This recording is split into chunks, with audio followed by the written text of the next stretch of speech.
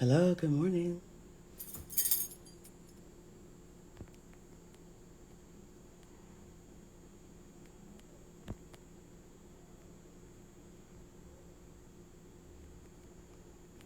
Okay, good morning. I'm just going to bring in my girl. She should be coming up. Come on, birth in the block. Hey, Good morning. good morning. How are you doing? I'm doing well. Thank you so much for being up and being willing.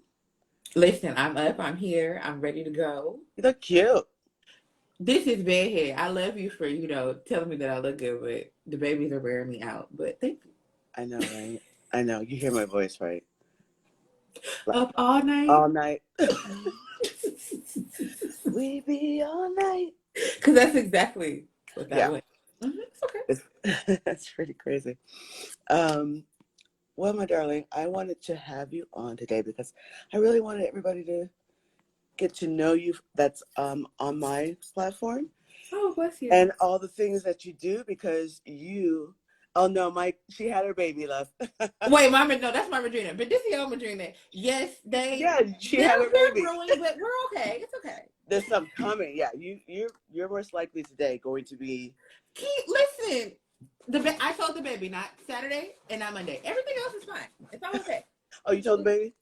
Okay. I rubbed her and she said, "Well, let's see if I can play with you tonight." I said, Okay. it's okay.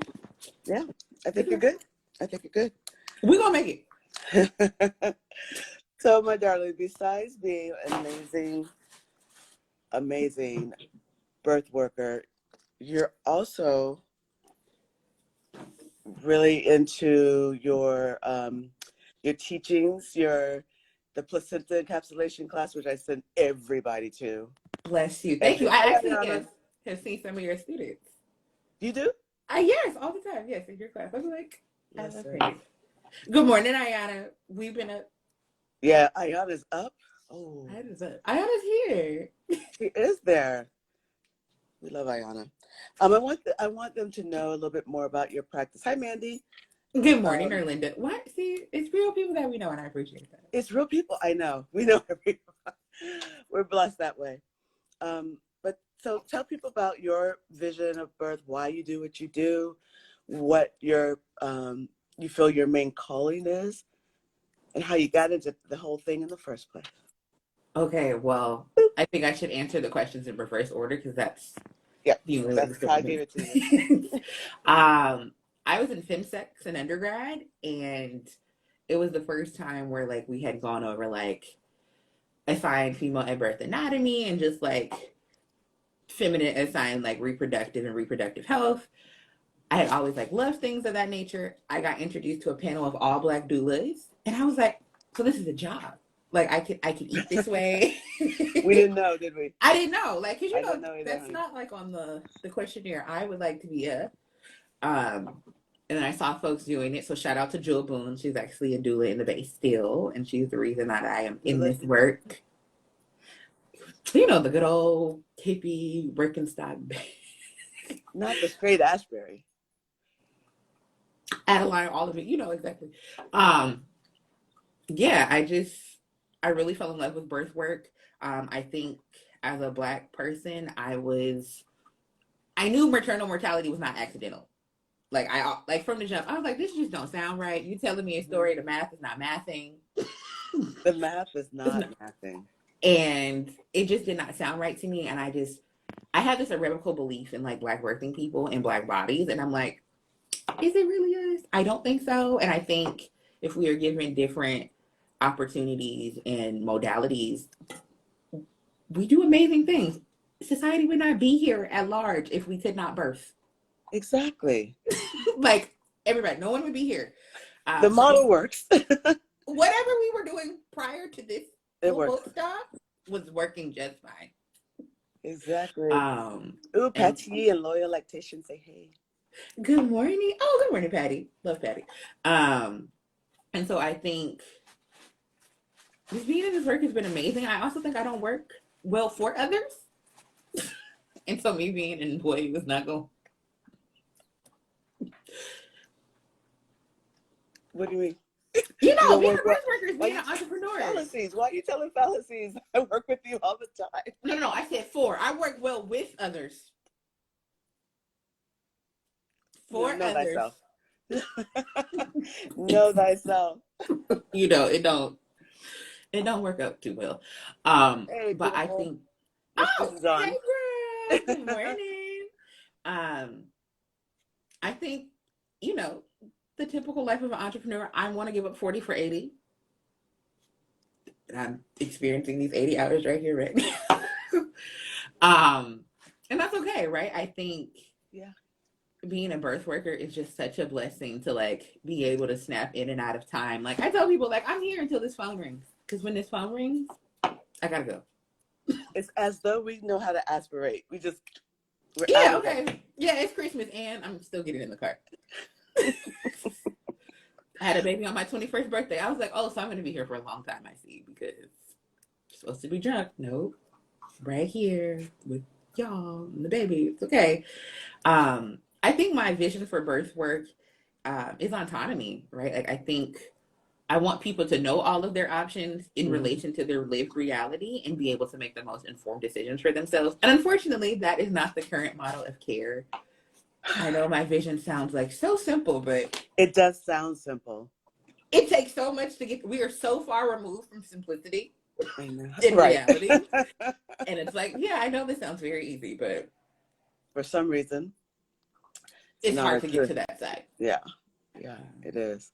Yeah. It is. I'm full spectrum. I think that's like my claim to fame. It's You like are full spectrum. we can talk about all the things. I think like there are many birth outcomes live versus the one that we have all become attached to, but a lot of other things happen in between that and everything else. And there has to be community space where that exists. And if it doesn't, we are failing a lot of people and a lot of people that we know and see every day, and that's not okay. And that's not okay. Well, this is going to bring me to another point about the work you do and what you hold for community. You are my go-to person if I want to understand some politic foolishness. If I want to know what they're trying to pass, what's the next little initiation thing that we're going to go through now, all of the, like, you're my person. Do I we want appreciate this that. bill? Do we not want this bill? What is No, it's Medi-Cal doing? hell no. Are we right? No, we don't want them. No. But yeah, for like all the issues around Medi-Cal that can make this so more accessible and have integrity with what the birth workers, hold and what they're doing, I think that's so important that I have you in my life because you understand it, you get it, and how you convey it to me, I can get it, But and thank that's, you. yeah. I think a large part of birth work is accessibility, and like birth work is inherently political. Like we don't like to talk about it, but birth has always been political. It will always be political, and that is okay. And I think it is important that we do not depoliticize our work in any capacity. Like, no, I have a stance. This is where I'm standing. I'm telling you why this is the way that I feel, and we can fight about it. Right. Like we have to be prepared to like, no, we can go back and forth about this because these are people's real lives, and like folks do die in material time. Exactly. Good morning, Christian. Good Hi, morning, Christian. Tanaya. Good morning, Sean. Good Hey, morning, Sean. everybody. Hello. Thank you guys for hanging out with us this morning. We're talking all things doula and all things politics and all things, human rights. Yeah, I said it. These are human rights. It's unfortunate that all these things, birth itself makes people uncomfortable. Politics make people uncomfortable. Our work is the work of discomfort. We're just navigating. Yeah, I don't understand why people have such a hard time being uncomfortable. It's not permanent. But if you think it is, then you get lost, right? Which is what happens in birth. If people think this is going to last forever, they get lost really quickly, and we lose our clients, and they're like, okay, I don't want to do this. And I'm like, okay, that's okay too. Yeah, it is. Not pay us. Christian. I would like to say that is my favorite doula in the whole wide world. I know, she's so incredible. Pay her. Pay us. Pay her. What do you think is one of the important things that we are holding in our commitment to birth work as doulas, as students, we're always going to be students, but to the work that we're doing, what do you think is the most important aspect for community? Transparency. Mm-hmm. I think we're the only set of providers who have the responsibility of telling you the hard truth. And I think that's like a paradigm difference of like, as a midwife, I don't have a scalpel. I cannot cut you. I only can help you modify your behavior. That's all I got. Right. And you have to lean hard into that. Because everybody else, okay, well, you don't want to do nothing. I'll just wait 8 hours and I can light you open and we can do what we want to do. All I have is your behavior and what I know and anticipatory information. And I think a lot of times that causes us to have very hard conversations with our clients that other people are not having. Right.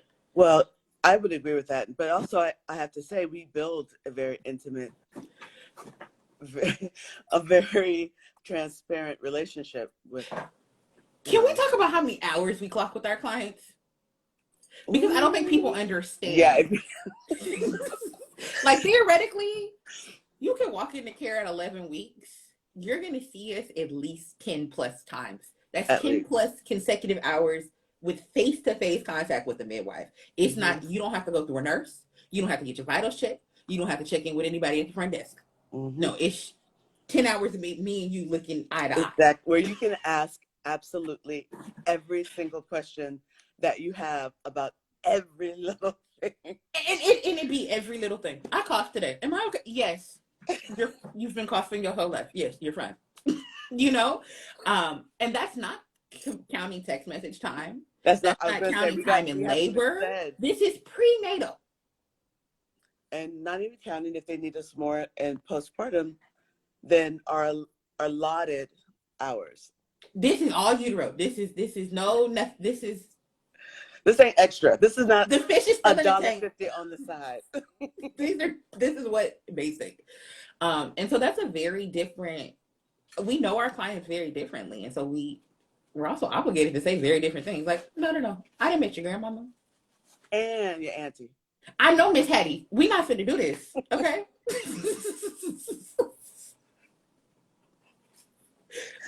Yeah. It's a rhythm and an understanding that we're able to create as well.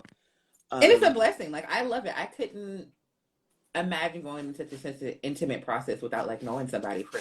I mean, don't get me wrong. 10 hours is not a long time. It's a work day. But it's 10 hours in a very intimate, transparent, primal, sacred, transformative moment in time. It's like this moment in time that is like, boop, and then we extend and expand time, and it's not linear, so it feels more. It definitely richer. Is all very circular. And it's wonderful. Which is why we can have people calling us, 16 years later. Talking about, the baby wants to tell you hi. It still scares me that the children talk back to me. I was like, I remember when your neck didn't work. What do you mean, hello? You know my name, me. Well, it's so interesting to be around for so long. And, inside, in my mind, I'm like, oh, okay, I just started this. I'm 20. No, you got kids that got college degrees. I got kids that have degrees. No. So I'm like, and I'm considered an elder in the community. You are, absolutely, and I'll fight anybody who says otherwise. I'm gonna try and take it as the honor that it is. It's an honor. Everybody will get old. Okay. No, it is, and the mentorship, and I think because we have that in a community, I've had people bless me with the ability to sit at their feet and hear whatever they're saying. You too, we're surrounded, right? I've only done the sitting. You've done the talking. I just sit. I'm sitting still. I'm sitting.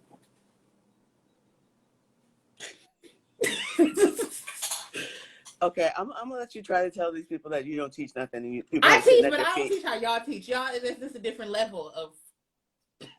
I'm not there yet. No. Oh, okay. Okay. You're a master. I'm experienced. See, that's different. That's not the same. I think this conversation, this topic right here, steered really off course. Okay.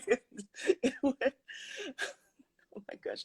When Mama Haize and I'm getting bullied in the comments by people I know in real life.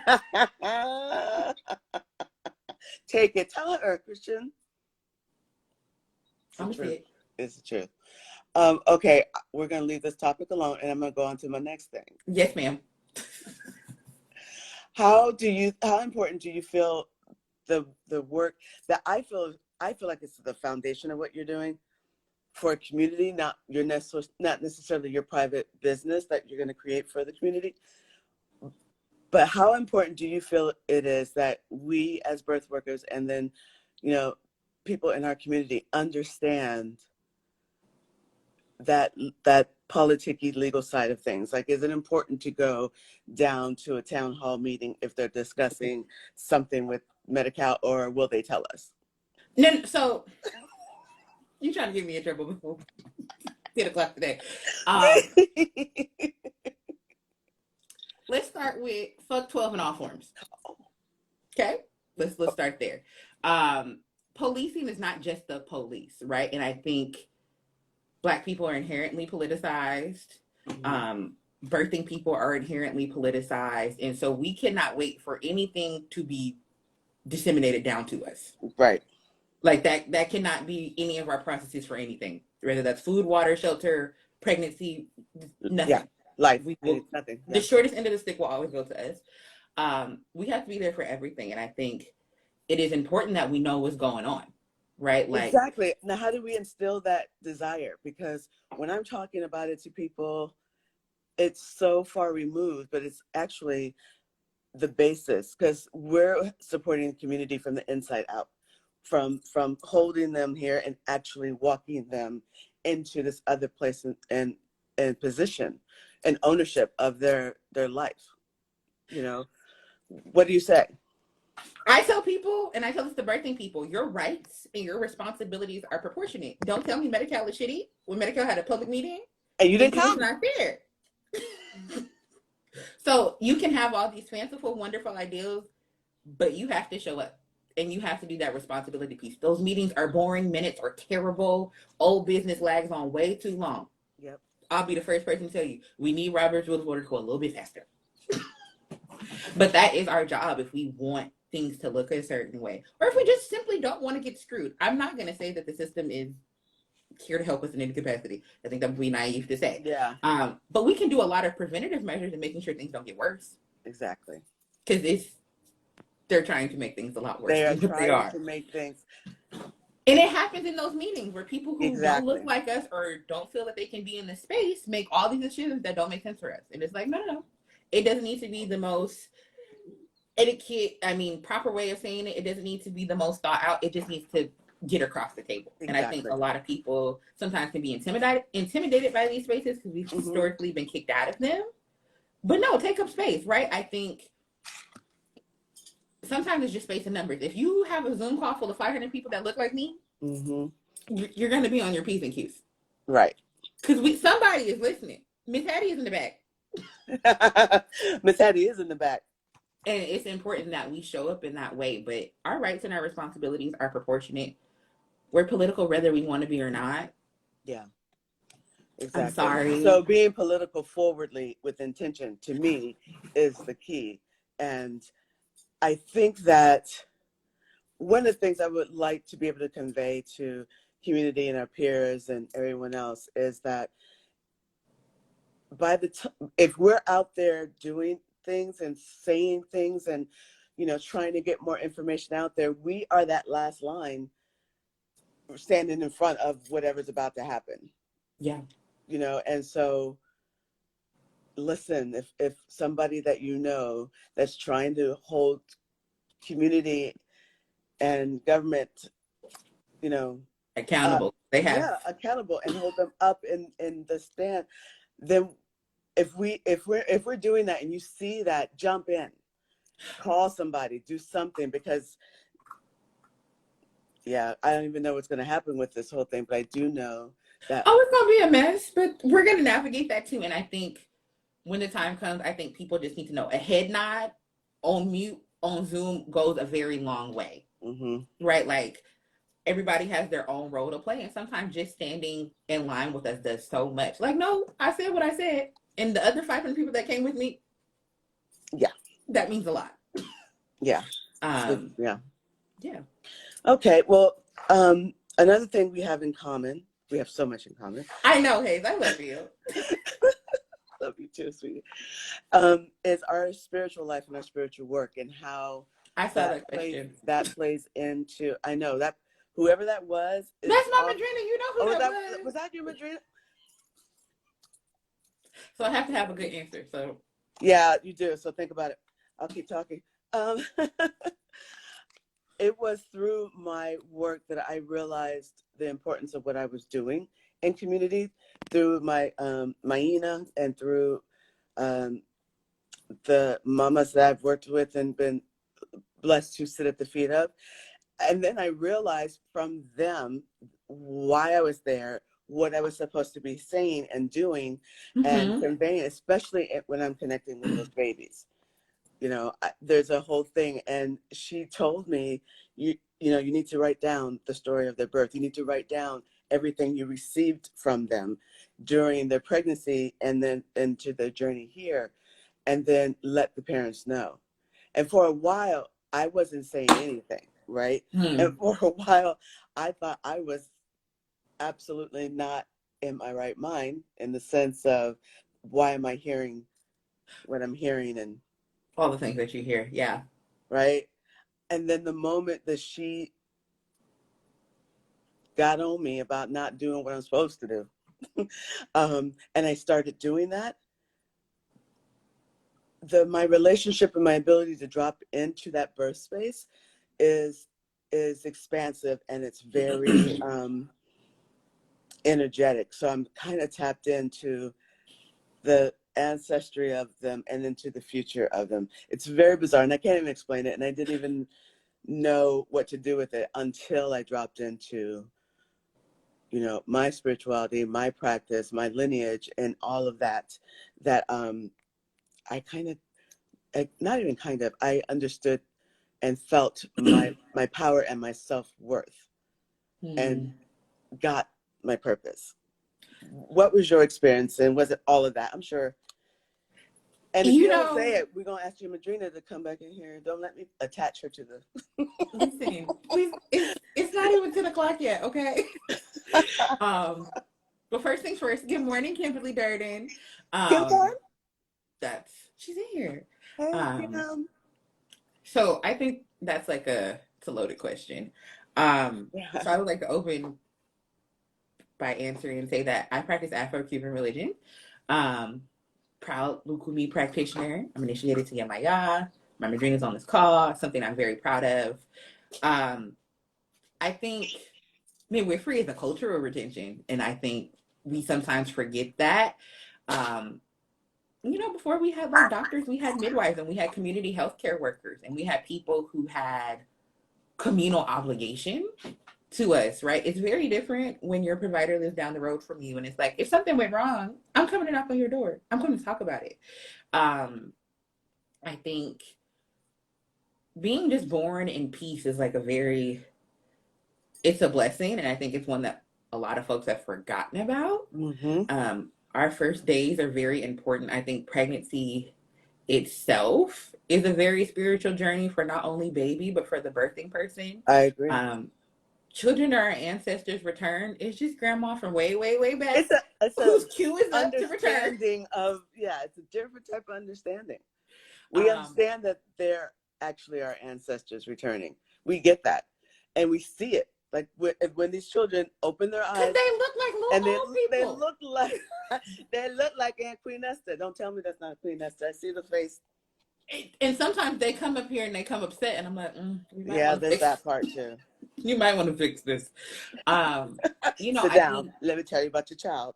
Yeah, I feel like in many ways, like birth work is ancestral worship and devotion, and I love every part of it, but I think it's really important that we don't forget that. And spiritual hygiene for birth workers and for birthing people is important, because there's a lot of mess out there. And there's a lot of mess directed at birth workers and birthing people. It's a time of transition. And so making sure that like folks are okay is a big part of the job. Um, Making sure that like when things do happen, that we talk about it, right? Like Exactly. I think something that I love is like prior to like being in like the Atlantic, Black folks like we used to name our children after their condition of After, birth. yes, Like the because we time that they were remembered. born, the day they were born, who they are, and what they're going to be up to. Exactly. And like the only way you're able to do that is if you place a value on that. Since Okay, being here, we no longer have a value. that is it right there. Who values your people or your culture more than somebody of it? Because we've seen the opposite. We know what that Right. looks like. Good morning, Victoria Project. Good morning, Janelle. Hey, Janelle. Yeah, they Um, don't give a good. yeah, and so like we have that ancestral memory. We're not that far removed. It's really important that we remember how our children are born, that we tell them how they were born, and that we create a safe space for with all the resources that we have, right? Like, of course, we have this big heal of modern medicine Mm-hmm. and in modern settings, but like we can make that as peaceable as possible. It is important that we do that legwork, and I think that we forget like our ancestors made it their business to create that safe space. Exactly. Exactly. It was their business. That is our business to make sure that we do that. I always feel too that it is important for us to bring back the deepening and the intuitive and the ancestral connection of our practice. Because what Mm-hmm. I've noticed is the more I'm dropped in to that space and connected to it, and the way I'm speaking allows the families that I'm working with to drop back into a knowing of themselves and an understanding of life and family and the importance of community. It's Right. innate in us, but it has been, you know, banked down. So that bringing it all back, having them take ownership, Yeah. realizing that they can thrive within their culture. We're not taught that. We're not told that. The only way we know it is because we see it and we Mm-hmm. feel it. We're working with people from the community who hold that dear. Right. And I think also, especially in the way that we support people through birth, it feels very counter dominant culture, right? Because we're taught not to trust our ancestral ways. We're taught not to trust our ancestral foods. We're taught not to trust our ancestral practices. We're taught not to trust co-sleeping. We're taught not to trust breastfeeding. Like all these things we are taught to distrust. All those things that built a nation, that built empires. When the nation was being beat. Okay? And like it's important to note not only did it sustain the nation, but it sustained the nation under duress. Right.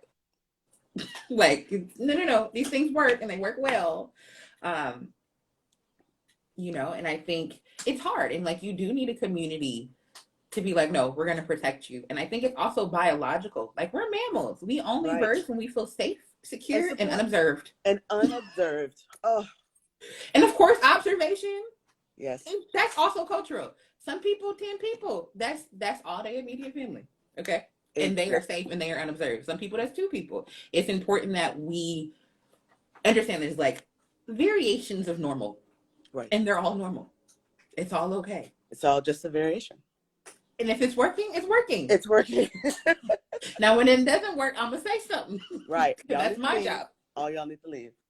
Just go outside. Can y'all all get us some food? Because I'm hungry. Oh, they forgot this. Could you go home and get it? Come back. Baby's born. It's awesome. Yeah. Right? That's the best part. Y'all ready to go?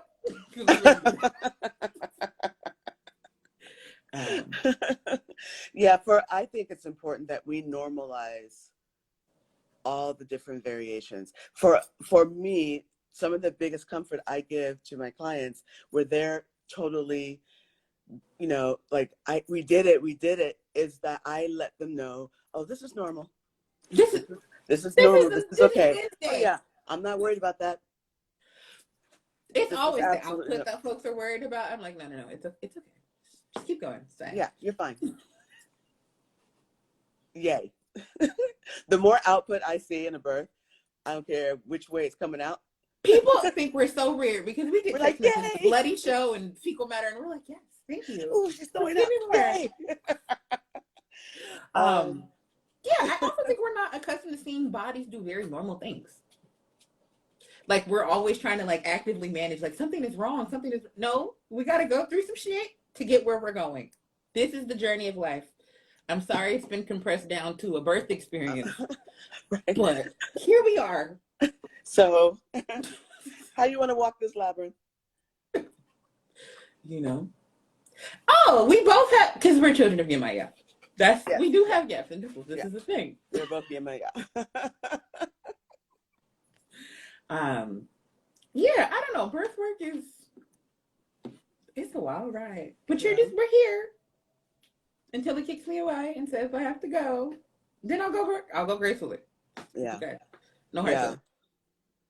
It's you know, it's so interesting because I mean I've felt like and actually have questioned whether I'm supposed to be in this space almost every year. Like I've had such a ride, you know, to get to where I am right now that I was just like, okay, obviously I'm not supposed to be doing this. I didn't train like this anyway. So let me go over here. And then instantly, like I'm right back in, I'm pulled back in. It's happening. It's been this off on thing. And it wasn't until this year, actually speaking with Kim and Allegra, that I realized that I'm doing, you know, that I knew this intellectually, that I was in a birthing place and space through this, and I was on my own birth labyrinth, you know? Yeah. Doing everything that we're talking about when they're walking that. Hitting that wall. Yeah, when they meet themselves as they turn the corner. Do you like what you see or don't you? If you don't like what you see, drop her down and keep on walking, you know? And then that's the way you're born. You just keep moving through. Yes, it's going to be tight sometimes. Take a deep breath and release it. If it's not serving you, let it go as you walk. Because anything that is going to present itself on that birth labyrinth that is not conducive to you being the parent that you want it to be, that you see yourself as being, calling you forth in all of your goodness, you know, if you can't let it go, then you know, that's what the journey is about. It's about growing yourself and birthing yourself. And it wasn't until I was thinking about all of this and having a conversation with them that I realized that I had to take this long to get done. Yeah. For me to have a deeper understanding of what a lot of our family and our people are going to have to die away to, are going to have to shed and release. I mean, we have a lot of ancestral cellular crap that was put upon us or we took on like a family heirloom, but from here on in we got to shed it, we got to let it go, and we have to recalibrate ourselves so that we can once again build the nation. Listen, you know, you don't get to get out of here for free. You're gonna have some battle wounds. You're gonna have some stories to tell about. And I'm just happy that you're here, right? Because I think we need more midwives. It's not that I think, like, we need more midwives. We also need more midwives that look like our birthing population.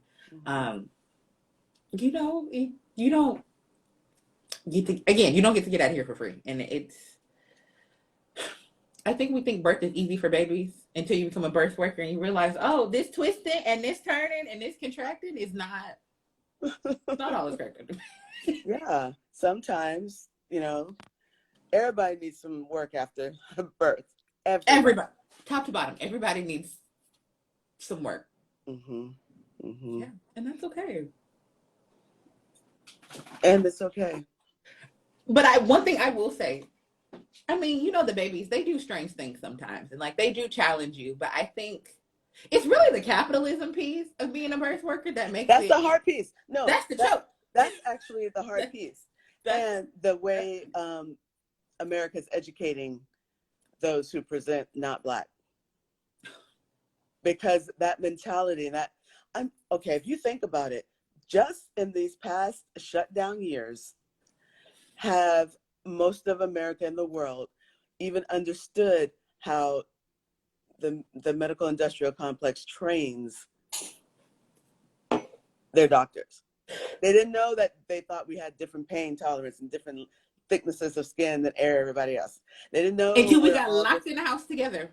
We got locked in. The truth started coming out. You know, they were trying to fix COVID so quick so they could get us out into the world so we would be distracted again. I mean, but because we have privatized medicine, that was not possible because medicine is inaccessible here. America is paying for the way we treat poor folks, colored folks, and folks who are not male. We have paid for it. We have paid for it in blood. We have paid for it in time. We have paid for it in money. Mm-hmm. We're paying for it. And all for what? It just doesn't. If the pandemic did not birth the national healthcare system, I don't know what will. Maybe apocalypse. We'll see. This is America. Don't have my hopes up. We're going to hell in a handbasket. I'm trying to figure out how to get to Canada. Somebody tell me they have a cousin or something. I can't with you. Oh my gosh, Sarah. You know, listen, anti-blackness is global. I can deal with that. But I just need some cheap Tylenol. Did you say some cheap Tylenol? I just need some cheap Tylenol. You know what, Sarah? Okay. You know, sometimes you just gotta grieve out loud. Act right. Oh my gosh. But yes, but true. We need a nationalized, nonprofit, single-payer system. What all the other air quote developed nations have. Air quotes. I use it loosely because, yeah. We're here. We're flourishing. Ish. My goodness. Well, okay. So if there was something that you wished that birth workers, all forms of birth workers, and anybody who supports, you know, midwives, what is it that they can do? One thing that could bring awareness or initiate a change in community policy, and how would you like for them to support birth workers? In a perfect world, I would ask that this is far-fetched because it's a lot of steps you got to go through. You got to send an email, you got to talk to somebody, you got to piss somebody off. I think folks should demand more from insurance companies. America works off of supply and demand. I don't think we really understand. Like, no, I want you to pay for this because I pay you X amount of $100 a month and I'm not getting what I would like. And I need you to give it to me. And I need you to take 10 people with you. I think we don't think that can do a lot. But I think that's like a tangible thing that folks can do. Like, okay, press Medi-Cal, press Anthem, press them all, and everybody, top to bottom. Yeah, I agree. I agree that it has to begin there. It's unfortunate. This is an economic problem, right? And until we like get right down to the nitty gritty of like, I need you to pay more for code 000212, no one is going to give a damn. Yeah. And that's just it. Like, can we get paid a living wage off of our billing codes? Can everybody get paid a living wage off of their billing codes? Yeah. Sarah for president. I agree. Not this terrible shit. Y'all not gonna have me try the Titanic. No. Oh my gosh. I agree. It should be so hard for women to afford. No, it should not be that. I love that you said that. It shouldn't be that hard. And if there is a should, it should be important that we care fully and completely for the women in our community. You know, that they know that and understand what their reproductive health can look like and how it can be treated as wellness and through, you know, in an intimate, loving way. No stirrups, no patronizing, you know, just none of that. Just you know, I love when we tell folks to butterfly their legs because there's like no. They're like, what do you mean, butterfly my legs? It's the cute little shape, and let's go, right? Like They're like, where are the stirrups? We don't have stirrups. Do you need them? Because we don't got that. We don't do that. Yeah, I think, and I just don't think it goes for midwifery. I think all preventative, because preventative health is something that we've made up. To be healthy, you must maintain health. I don't know why Anyway, it's above me. I'm gonna leave that alone. I think all of, like, chiropractic care should be covered. Like, it's not It should just be covered. midwifery. Acupuncture should be covered. It all should be covered. We all should be able to go to Pelvic bed at floor night therapy. with heat.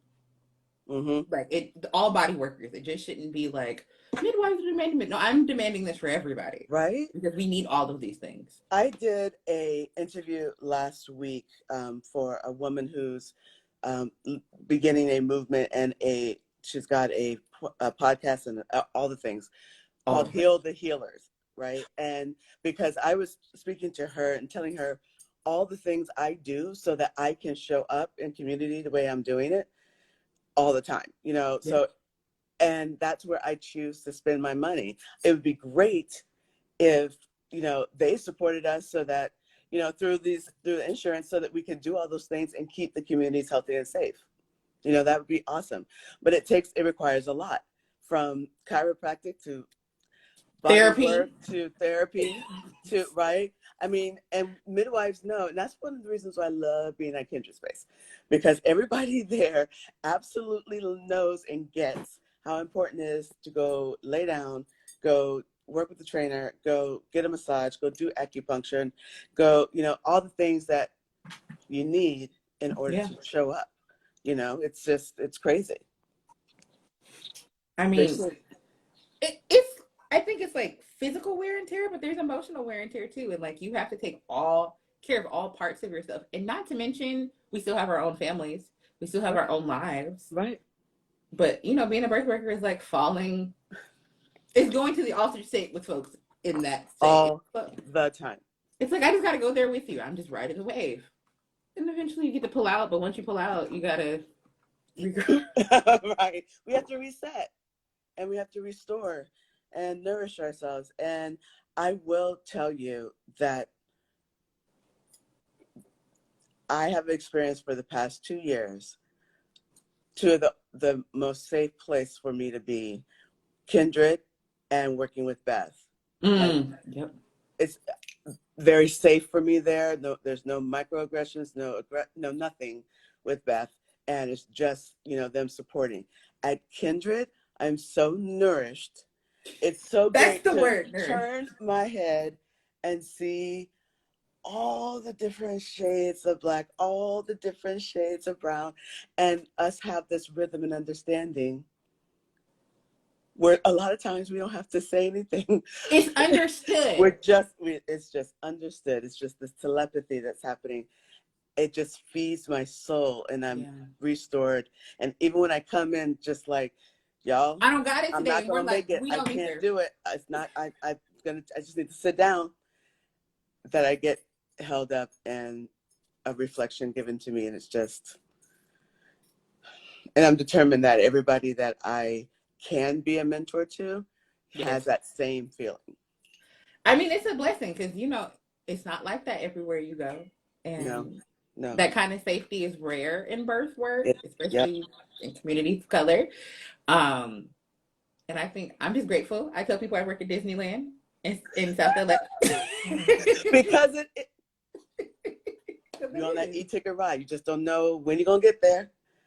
You don't know if you're going to like it, if you're going to be safe. You might fall out. It's fine. It's all okay. I think I reached the level for height. I can get on this. Yeah, I know. It's okay. I think, you know, I'm grateful. I couldn't imagine being anywhere else. I wish all birthing spaces was like Kindred Space.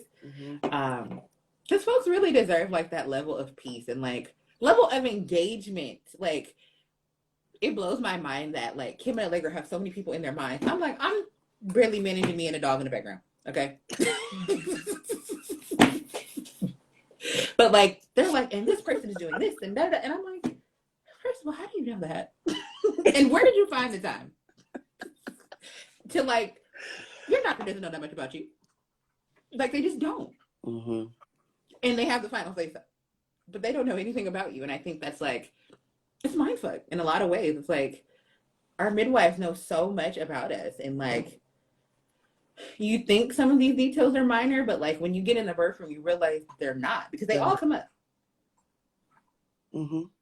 When they hurt you when you were 7, that comes up. That's why we've been here for an extra additional hour. It's okay, but I know what it is. We're gonna talk about it. Yeah. I We guess have to talk about it. Every time, like, they just close that little door and then they come out and everything has changed. I'm like, what did you do? What did you sprinkle? What did you say? What kind of dust was that? What was it? What did? Because I'm not there yet, but what was it? Because I know you did something, especially Kimberly. Yeah. She does this thing. Yeah. She's good for it. All of a sudden she gets quiet, she disappears, she comes out, things have changed. You're like, what do you mean we gotta go? Like, oh man. It never fails. Yeah. I think one of the things I love about that too is because there's so many midwives at Kindred, Ayana, Hiroko, Allegra, and Kim, we get all these different perspectives because they've all had different kinds of training. It's just like, oh, okay, what would you do with this? What would you do? Oh, what would you do? And you learn very early on that midwifery is a craft. Like, there are so many ways to get to a specific solution. And, like, it's just such an honor to sit under so many brilliant midwives. So they'll all be like, okay, we can try it this way, this way, this way. And they'll come to a consensus. And then it'll all work out. And you'll be like, I didn't know none of that. Let me go put this in my notebook of things to remember later when this happens to me. Yeah. And I think, like, a lot of it is style. And I think as a student, I'm loving learning what's integral and, like, what's a style thing. Because, again, there's a million ways to do things. And I'm glad midwifery teaches us that. Because, you know, modern medicine will have you thinking it's either this or you gonna find out. Or, you know, and it's like, yes, that's it. Are we in dire straits? Because everybody seems fine.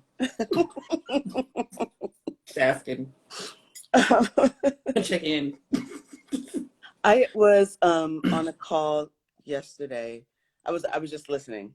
It was some doulas back east. Ooh. And they were talking about Das Doula, who I love. Okay. Das the doula. And they were talking about the integrity of doulas, you know, showing up and doing, you know, all their work. And then she started speaking about, you know, when doulas feel pulled to continue and become midwives, what that leaves as a deficit in the community, if we're not replacing that space in place, and the integrity of just knowing that, like,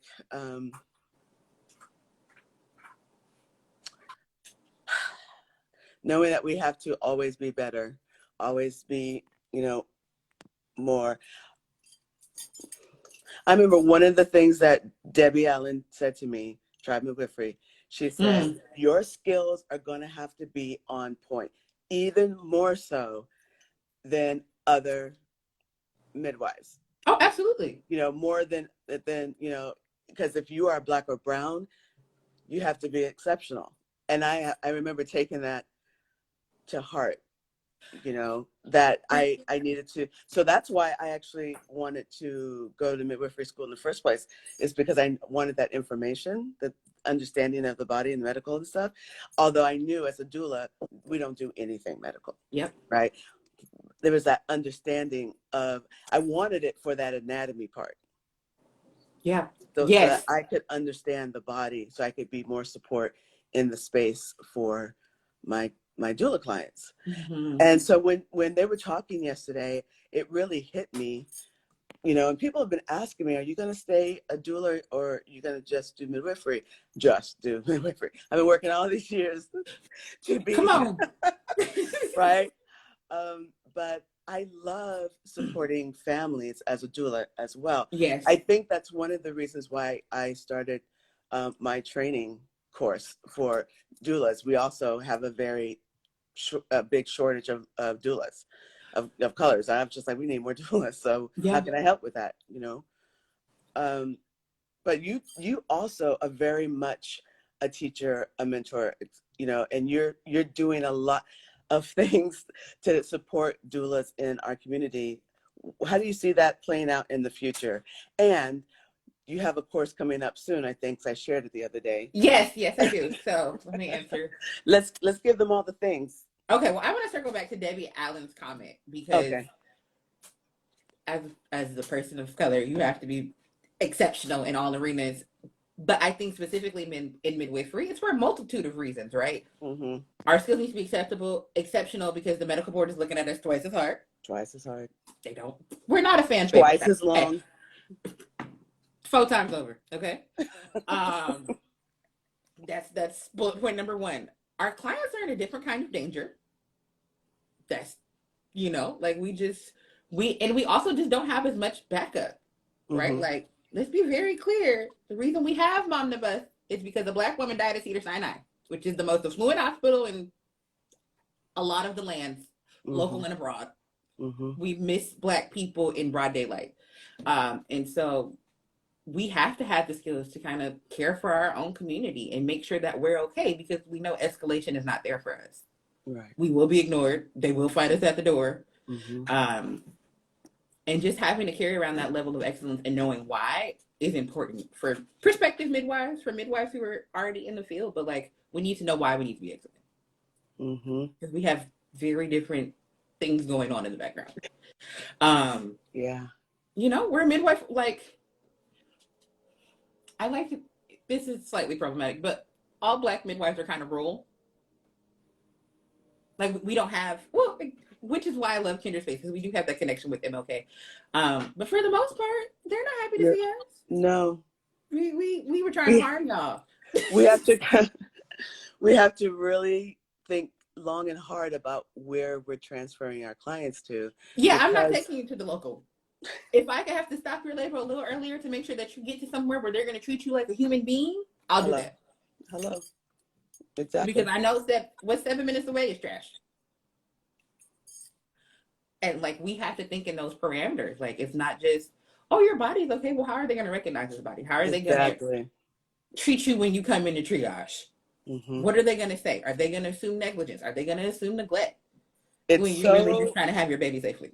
It's so hard. And I think that was one of the things that led me to putting racism and how it shows up in the birth work and the birth world in my training, because of that very thing. The difference between when I bring in families that present white at birth versus Black and brown families, the questions are totally different.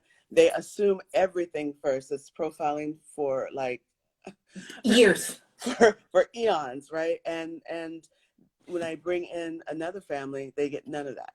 None of it. They don't get asked if there's drug abuse or if they're doing alcohol or, recreational drugs. They don't ask if there's been violence in the home. They don't ask where the father is. They don't ask where the father is. They assume the person with them is, yeah. Or even in that case where I'm the doula, I don't say anything. I don't. Let me just see how you gonna act, because I can be your cousin who don't know nothing until I need to say something. Right. Because I just want to see exactly. Where are you? Who are you? Where's your integrity at today? Because you need to know. It needs to know where you are. Being a birth worker, a Black birth worker, it's political inherently, and so you just kind of gotta ride the wave. Yeah, it's exhausting.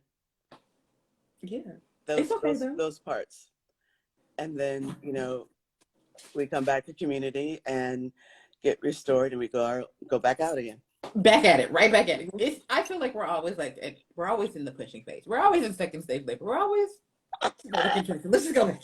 We are. Oh my gosh. And that's okay. Did you see the comment? Which one? She's saying as a previous labor nurse, she's seen exactly what we're talking about, and she, Oh yeah. I mean, and again, we also have to talk about the makeup of who our medical providers are. Most nurses are white women, middle class white women in particular. So yeah, there's some racism there, and it's gonna greet you before you recognize it. Yeah. Sorry.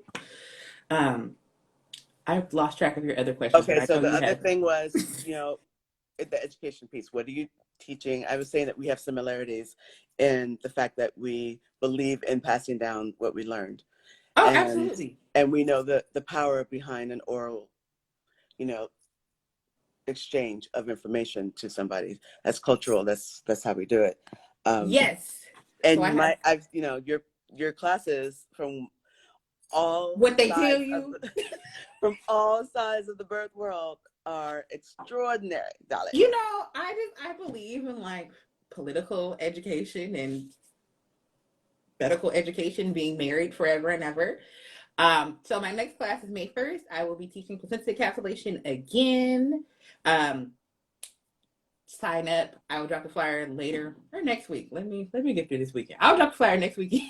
I was gonna say, take your I will time. also be having another abortion doula training in either May or June. Be on the lookout.